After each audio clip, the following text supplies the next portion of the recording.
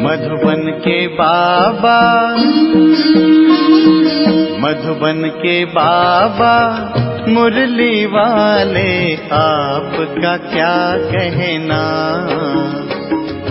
आपका क्या कहना। ओम शांति। आज 2 फरवरी 2024 के साकार मधुर महावाक्य हैं। आज मीठे मीठे बाप दादा बोले, मीठे बच्चे, ऊंच पद पाने के लिए बाप तुम्हें जो पढ़ाते हैं उसे ज्यों का त्यों धारण करो, सदा श्रीमत पर चलते रहो।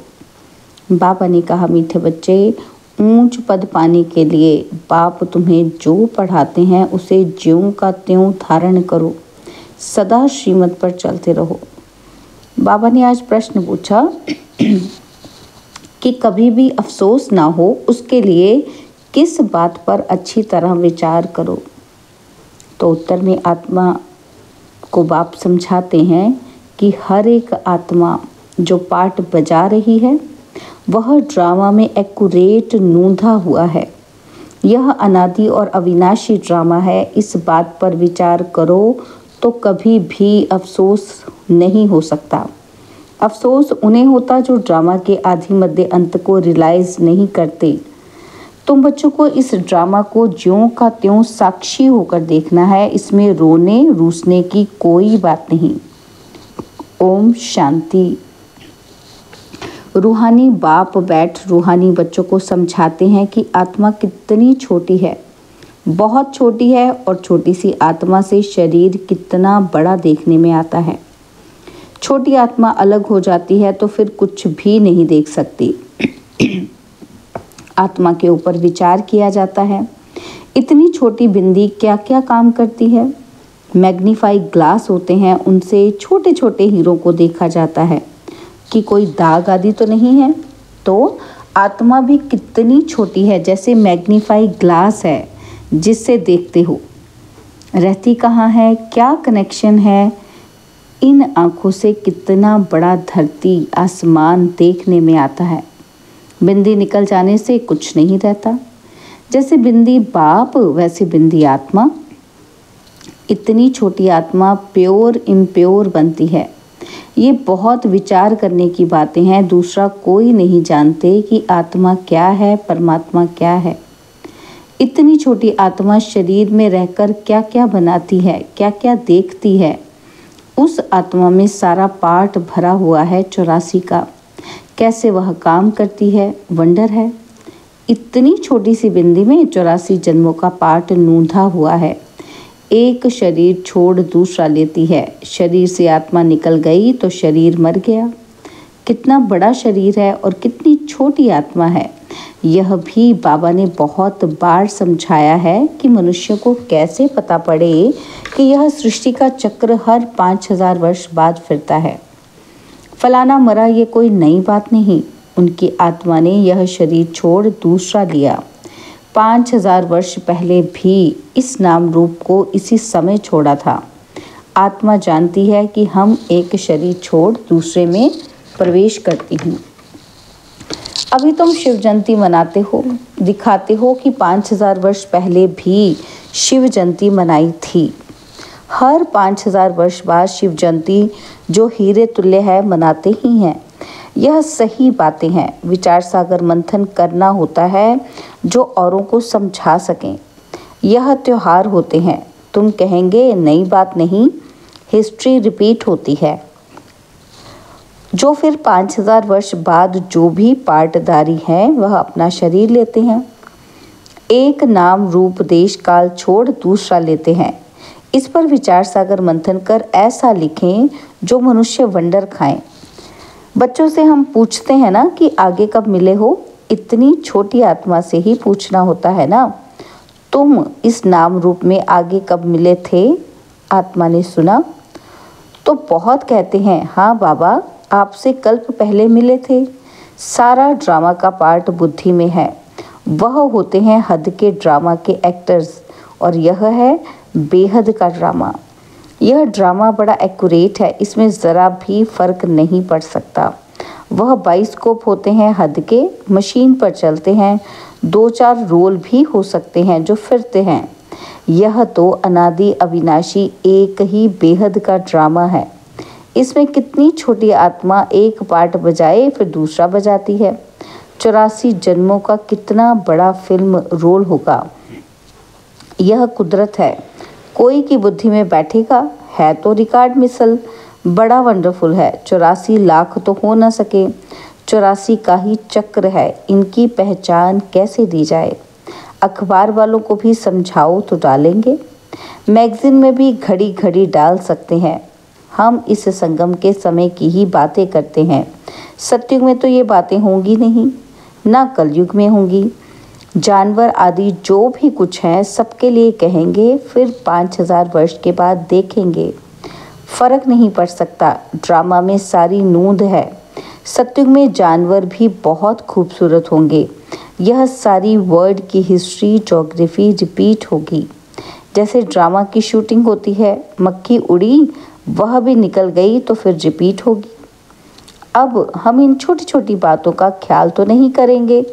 पहले तो बाप खुद कहते हैं कि हम कल्प कल्प संगम युगे इस भाग्यशाली रथ पर आता हूँ। आत्मा ने कहा, कैसे इसमें आते हैं? इतनी छोटी बिंदी है। उनको फिर ज्ञान का सागर कहते हैं। यह बातें तुम बच्चों में भी जो समझू है वह समझ सकते हैं। हर 5000 वर्ष के बाद मैं आता हूँ। कितनी यह वैल्यूफुल पढ़ाई है। बाप के पास ही एक्यूरेट नॉलेज है जो बच्चों को देते हैं। तुम्हारे से कोई पूछे कि तुम झट कहेंगे कि सतयुग की आयु 1250 वर्ष की है। एक एक जन्म की आयु 150 वर्ष होती है। कितना पार्ट बचता है। बुद्धि में सारा चक्र फिरता है। हम 84 जन्म लेते हैं। सारी सृष्टि ऐसे चक्र में फिरती रहती है। यह अनादि अविनाशी बना बनाया ड्रामा है। इसमें नई एडिशन हो नहीं सकती। गायन भी है, चिंता ताकि कीजिए जो अनहोनी होए। जो कुछ होता है ड्रामा में नूंद है। साक्षी होकर देखना पड़ता है। उस नाटक में कोई ऐसा पार्ट होता है तो जो कमज़ोर दिल वाले होते हैं वो रोने लग पड़ते हैं। है तो नाटक ना, यह रियल है। इसमें हर आत्मा अपना पार्ट बजाती है। ड्रामा कभी बंद नहीं होता है। इसमें रोने रूसने की कोई बात नहीं। कोई भी नई बात थोड़ी ही है। अफसोस उनको होता है जो ड्रामा के आधि मध्य अंत को रियलाइज नहीं करते। यह भी तुम जानते हो। इस समय जो हम इस ज्ञान से पद पाते हैं, चक्र लगाकर फिर वही बनेंगे। यह बड़ी आश्चर्यवत विचार सागर मंथन करने की बातें हैं। कोई भी मनुष्य इन बातों को नहीं जानते। ऋषि मुनि भी कहते थे कि हम रचता और रचना को नहीं जानते हैं। उनको क्या पता कि रचता इतनी छोटी बिंदी है। वह नई सृष्टि का रचता है। तुम बच्चों को पढ़ाते हैं, ज्ञान का सागर है। ये बातें तुम बच्चे ही समझाते हो। तुम थोड़े कहेंगे कि हम नहीं जानते हैं। तुमको बाप इस समय सब समझाते हैं। तुमको कोई भी बात में अफसोस करने की ज़रूरत नहीं। सदैव हर्षित रहना है। उस ड्रामा की फिल्म चलते चलते घिस जाएगी, पुरानी हो जाएगी, फिर बदली करेंगे। पुरानी को खलास कर देते हैं। यह तो बेहद का अविनाशी ड्रामा है। ऐसी ऐसी बातों पर विचार कर पक्का कर लेना चाहिए। यह ड्रामा है। हम बाप की श्रीमत पर चल पतित से पावन बन रहे हैं और कोई बात हो नहीं सकती जिससे हम पतित से पावन बन जाएं अथवा तमो प्रधान से सतो प्रधान बने। पाठ बजाते बजाते हम सतो प्रधान से तमो प्रधान बने हैं, फिर सतो प्रधान बनना है। ना आत्मा विनाश को पा सकती, ना पाठ विनाश को पा सकता। ऐसी ऐसी बातों पर विचार कोई का विचार नहीं चलता। मनुष्य तो सुनकर वंडर खाएंगे। वह तो सिर्फ भक्ति मार्ग के शास्त्र ही पढ़ते हैं। रामायण, भागवत, गीता आदि वही हैं। इसमें तो विचार सागर मंथन करना होता है। बेहद का बाप जो समझाते हैं उसको ज्यों का त्यों हम धारण कर लें तो अच्छा ही पद पालें। सब एक जैसी धारणा नहीं कर सकते हैं। कोई तो बहुत महीनता से समझाते हैं। आजकल जेल में भी भाषण करने जाते हैं, वेश्याओं के पास भी जाते हैं, गूंगे बहरों के पास भी बच्चे जाते होंगे, क्योंकि उनका भी हक है। इशारे से समझ सकते हैं। आत्मा समझने वाली तो अंदर है ना। चित्र सामने रख दो, पढ़ तो सकेंगे ना। बुद्धि तो आत्मा में है ना। भल अंधे लूले लंगड़े हैं, परंतु कोई ना कोई प्रकार से समझ सकते हैं। अंधों के कान तो हैं। तुम्हारी सीढ़ी का चित्र तो बहुत अच्छा है। यह नॉलेज कोई को भी समझाकर स्वर्ग में ले जाने के लायक बना सकते हो। आत्मा बाप से वर्षा ले सकती है, स्वर्ग में जा सकती है, करके ऑर्गन्स डिफेक्टेड हैं। वहाँ तो लूले लंगड़े होते ही नहीं। वहाँ आत्मा और शरीर दोनों कंचन मिल जाते हैं। प्रकृति भी कंचन है। नई चीज़ ज़रूर सतो प्रधान होती है। यह भी ड्रामा बना हुआ है। एक सेकंड न मिले दूसरे से, कुछ ना कुछ फर्क पड़ता है। ऐसे ड्रामा को ज्यों का त्यों साक्षी होकर देखना है। यह नॉलेज तुमको अब मिलती है, फिर कभी नहीं मिलनी है। आगे ये नॉलेज थोड़े ही थी। यह अनादि अविनाशी बना बनाया ड्रामा कहा जाता है। इसको अच्छी रीति समझ और धारण कर किसी को समझाना है। तुम ब्राह्मण ही इस ज्ञान को जानते हो। यह तो चोब चीनी माना ताकत की दवा तुमको ही मिलती है। अच्छे से अच्छी चीज़ की महिमा की जाती है। नई दुनिया कैसे स्थापन होती है, फिर से यह राज्य कैसे होगा, तुम्हारे में भी नंबरवार जानते हैं। जो जानते हैं वे दूसरों को समझा भी सकते हैं। बहुत खुशी रहती है। किन्हीं को तो पाई की भी खुशी नहीं है। सबका अपना अपना पार्ट है। जिनको बुद्धि में बैठता होगा, विचार सागर मंथन करते होंगे तो दूसरों को भी समझाएंगे। तुम्हारी यह है पढ़ाई जिससे तुम ये बनते हो। तुम कोई को भी समझाओ कि तुम आत्मा हो। आत्मा ही परमात्मा को याद करती है। आत्माएं सब ब्रदर्स हैं। कहावत है गॉड इज़ वन। बाकी सब मनुष्य में आत्मा है। सब आत्माओं का पारलौकिक बाप एक है। जो पक्के निश्चय बुद्धि होंगे उनको कोई फिरा नहीं सकते। कच्चे को जल्दी फिरा देंगे। सर्वव्यापी के ज्ञान पर कितनी डिबेट करते हैं। वह भी अपने ज्ञान पर पक्के हैं। हो सकता है कि हमारे इस ज्ञान का ना हो। उनको देवता धर्म का कैसे कह सकते। आदि सनातन देवी देवता धर्म तो प्राय लोप है। तुम बच्चों को मालूम है, हमारा ही आदि सनातन धर्म पवित्र प्रवृत्ति वाला था। अब तो अपवित्र हो गया है। जो पहले पूज्य थे वही पुजारी बन पड़े हैं। बहुत पॉइंट्स कंठ होंगी तो समझाते रहेंगे। बाप तुमको समझाते हैं, तुम फिर औरों को समझाओ कि यह सृष्टि चक्र कैसे फिरता है। सिवाय तुम्हारे और कोई नहीं जानते। तुम्हारे में भी नंबरवार हैं। बाबा को भी घड़ी घड़ी पॉइंट्स रिपीट करनी पड़ती है, क्योंकि नए नए आते हैं। शुरू में कैसे स्थापना हुई तुम्हारे से पूछेंगे, फिर तुमको भी रिपीट करना पड़ेगा। तुम बहुत बिजी रहेंगे। चित्रों पर भी तुम समझा सकते हो, परंतु ज्ञान की धारणा सबको एक रस तो नहीं हो सकती है। इसमें ज्ञान चाहिए, याद चाहिए, धारणा बड़ी अच्छी चाहिए। सतोप्रधान बनने के लिए बाप को याद ज़रूर करना है। कई बच्चे तो अपने धंधे में फंसे रहते हैं, कुछ भी पुरुषार्थ ही नहीं करते। यह भी ड्रामा में नूंद है।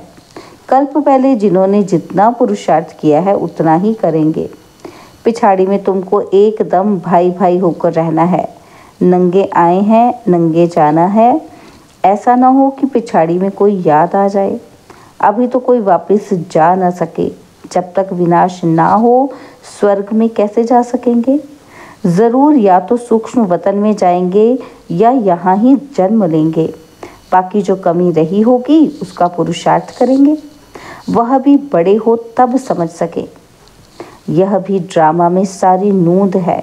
तुम्हारी एक रस अवस्था तो पिछाड़ी में ही होगी।